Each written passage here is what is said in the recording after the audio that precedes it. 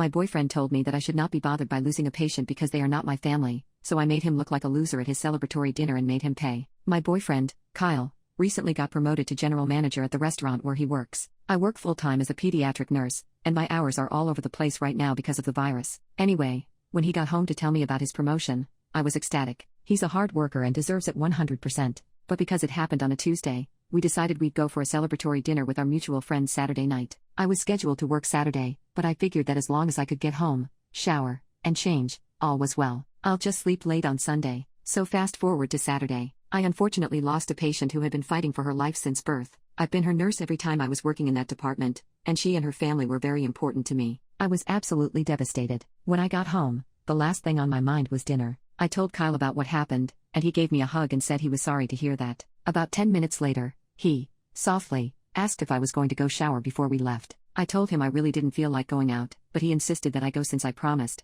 and if he went without me, his friends would ask a lot of questions. I didn't want to, but I agreed since I did promise. While I tried to keep a smile on my face, it was obvious I was upset. One of our friends asked if I was okay, and before I could just say I had a rough day at work, Kyle said, "She's been bitching about a patient she lost at work today," and scoffed. I was flabbergasted. He's never said anything like that before. I replied, saying, "That patient was 3 months old." He shrugged and said that it was not my own child and it shouldn't bother me this much. I was furious and embarrassed since this went down in front of our friends, so I just put down enough money for my meal and went home. I put his stuff in a box. He wasn't living with me but would stay with me 2 to 3 days a week. When he returned, he flipped out, and I just said I needed space. That was 2 weeks ago. I have since changed the locks since he had a spare key. He says I'm overreacting and that I'm an off for ruining his big night. That I, selfishly, made it all about me. He accused me of thinking higher of myself because I'm a nurse and he works at a restaurant. Honestly, I don't know where that came from. He also said that he figured since it was a celebratory dinner for him, he thought I was going to pay, and so walking out on him was very embarrassing cause he didn't bring his wallet. One of our mutual friends,